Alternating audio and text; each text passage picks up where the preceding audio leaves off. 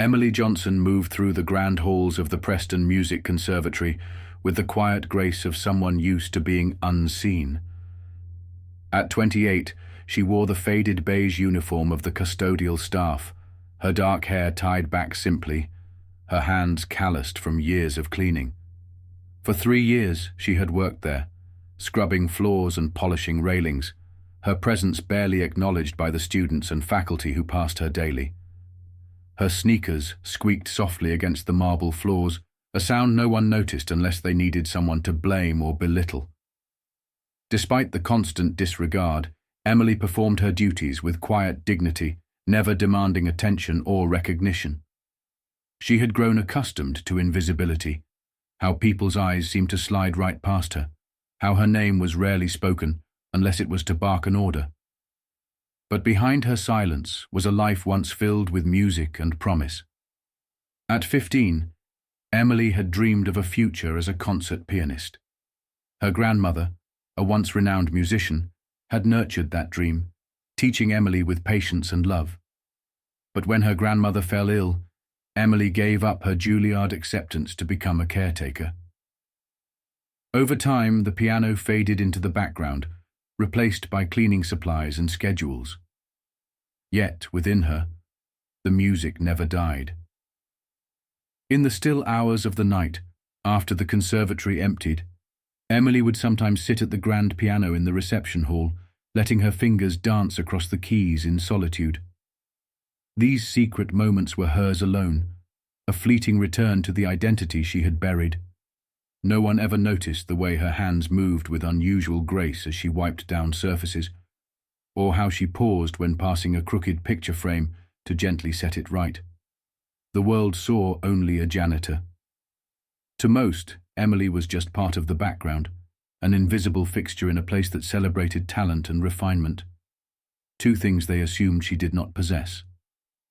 But beneath the quiet exterior was a woman shaped by sacrifice, resilience, and an undying love for music, waiting not for fame, but simply for a moment when someone might truly see her. What began as a cruel joke quickly became the most unforgettable moment in the history of the Preston Music Conservatory. On the night of the annual fundraising gala, panic swept through the staff when Olivia Sanders, the evening's scheduled performer, was hospitalized with food poisoning. With only an hour before guests arrived, the organizers scrambled for a solution. Jason Miller, a young teaching assistant, hesitantly suggested Emily Johnson, the quiet janitor who had worked at the conservatory for years. Though initially laughed off by the elite staff, Jason insisted he had heard her playing alone in the recital rooms after hours. His words were met with skepticism and condescension, especially from Samantha Reed, the conservatory's star piano instructor, who ridiculed the idea of a custodian taking center stage.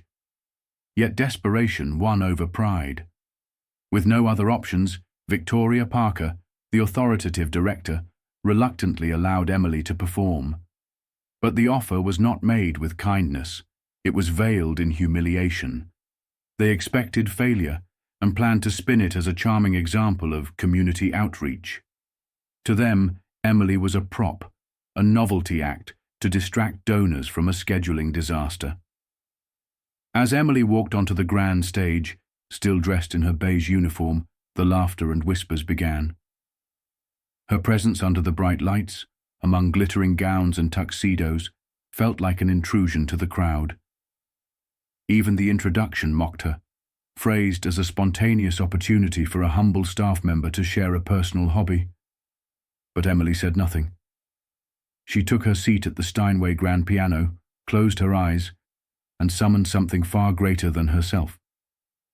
When her fingers touched the keys and the first notes of Liszt's Hungarian Rhapsody No. 2 rang out, the entire hall fell into stunned silence.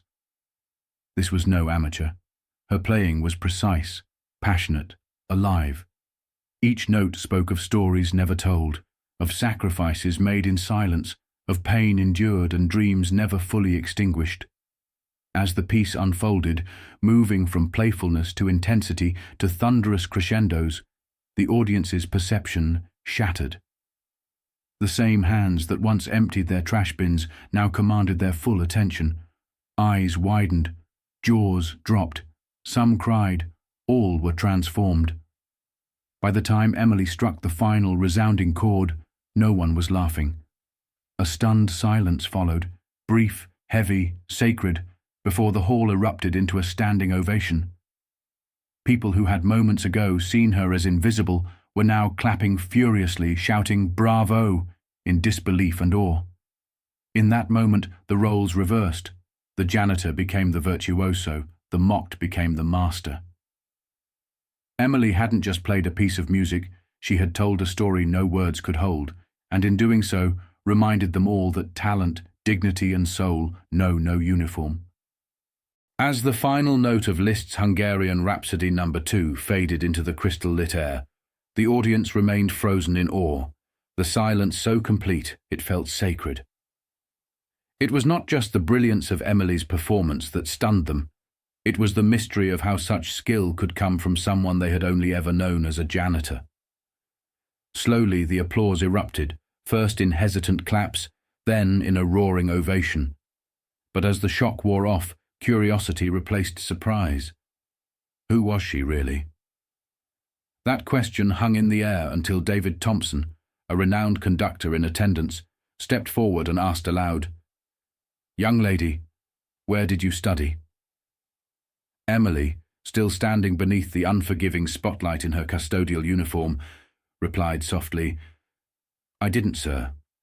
Not formally." The murmurs rippled through the room again. It seemed impossible that someone who had never studied in a conservatory could perform with such grace, technical precision, and emotional depth. When pressed further, she explained that her grandmother, Margaret Johnson, a once renowned pianist who had played with the National Symphony Orchestra, had raised and trained her. Recognition flickered in David's eyes. Margaret Johnson's name still carried weight in the classical music world. Emily's story unfolded piece by piece, not as a dramatic revelation, but as a quiet truth she had long carried. She revealed that she had once been accepted to Juilliard, one of the most prestigious music schools in the world. But on the very week of her acceptance, her grandmother had suffered a stroke. Without hesitation, Emily had declined the offer to stay and care for the woman who had given her everything. By the time her grandmother passed, medical bills had buried her dreams, and the opportunity was lost. Her voice trembled not with regret, but with the strength of someone who had made peace with her sacrifices. Her explanation didn't ask for sympathy, it simply told the truth. This revelation transformed everything. Suddenly the audience saw more than just an impressive performance. They saw the journey, the love, and the deep humanity behind it. What once appeared to be an unremarkable uniform now symbolized quiet strength and selfless devotion.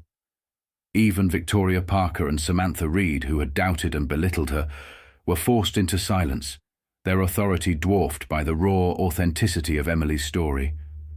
The room that had judged her by her station now saw her as she truly was. Not a custodian who got lucky, but a brilliant artist who had been hidden in plain sight. Emily had not only proven her talent, she had revealed her truth, and in doing so, reminded everyone that greatness does not always wear a title, a degree, or a tailored suit. Sometimes, it wears a name tag and carries a mop, while holding within it the soul of a master. In the wake of Emily Johnson's breathtaking performance, the atmosphere within the Preston Music Conservatory shifted in a way that could never be reversed. Only moments before, she had been just a janitor in the eyes of the faculty, students and esteemed guests, an invisible fixture among marble columns and grand pianos. But now, she stood at the heart of a buzzing crowd, surrounded by patrons who had never even glanced in her direction before. Their eyes, once indifferent, now brimmed with awe and admiration. Compliments poured in, praise not only for her technical brilliance, but for the emotional depth that had left even seasoned musicians speechless. For the first time in years, Emily wasn't being noticed because of her uniform or because someone needed a chore done. She was being seen for who she truly was, a gifted pianist with a soul shaped by sacrifice and resilience. Around her, the people who once overlooked or belittled her scrambled to revise the narratives they had constructed. Victoria Parker, the conservatory's director, moved through the reception area, carefully curating her version of events. Of course, we recognized her potential, she insisted to major donors, her polished smile slightly strained. This is exactly what our outreach programs are about, discovering hidden gems within our own community. But those who had witnessed the casual cruelty before the performance knew better. Samantha Reed, the star piano instructor, whose voice once dripped with mockery, now stood isolated at the refreshment table, her aura of superiority fractured. Her students, once fiercely loyal, had drifted toward Emily, asking eager questions and seeking guidance. Admiration flowed not from prestige or power now, but from authenticity, and Emily had it in abundance. It wasn't long before opportunity found her. David Thompson, the renowned conductor, returned with Elizabeth Chen, the head of the Jefferson Foundation. They had seen something rare in Emily, not just talent, but a story, a truth that could inspire. Together, they offered her a position leading a new initiative, Music Within Reach, a program designed to give underprivileged youth access to music education. It was more than a job. It was a mission that mirrored Emily's own life. Through it, she could provide for others what had once been denied to her, a path to expression, to artistry, to dignity. Her humility never wavered, even as others vied for her attention. She stood calmly amid the growing recognition, never demanding credit, never forgetting the journey that had led her there.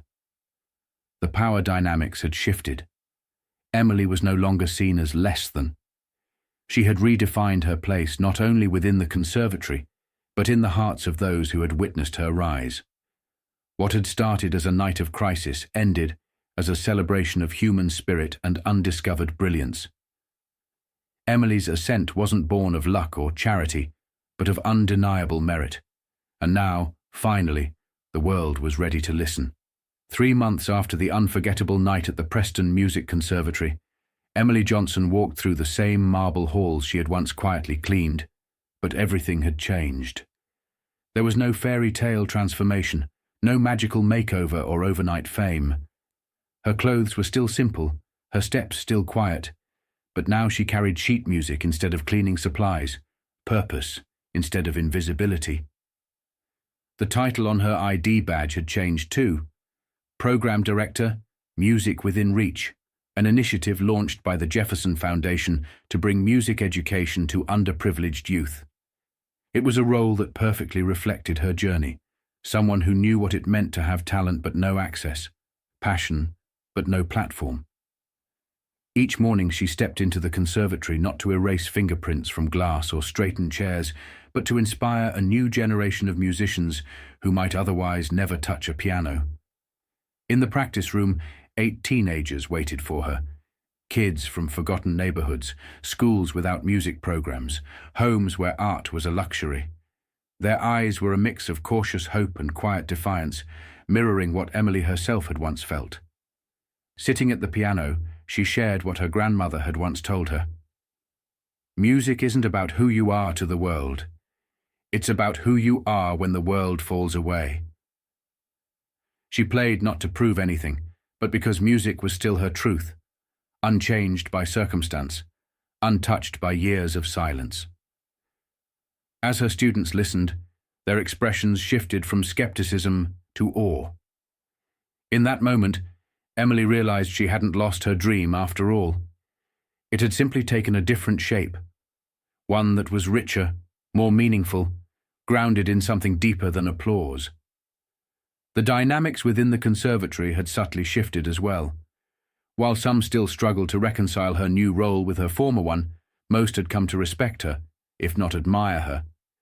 Even Victoria Parker, ever composed and calculating, greeted her now with a nod that held something close to sincerity. Their relationship had become one of cautious respect, an acknowledgement, perhaps, that even institutions steeped in tradition could be reshaped by truth. Samantha Reed remained distant, her pride quietly fractured, but no longer openly hostile. Emily didn't seek vindication. Her quiet dignity was victory enough. Emily Johnson's story is a powerful reminder that true worth cannot be measured by titles, uniforms, or social status. In a world often quick to judge by appearances, her journey teaches us that dignity, talent, and resilience often reside in the most overlooked individuals.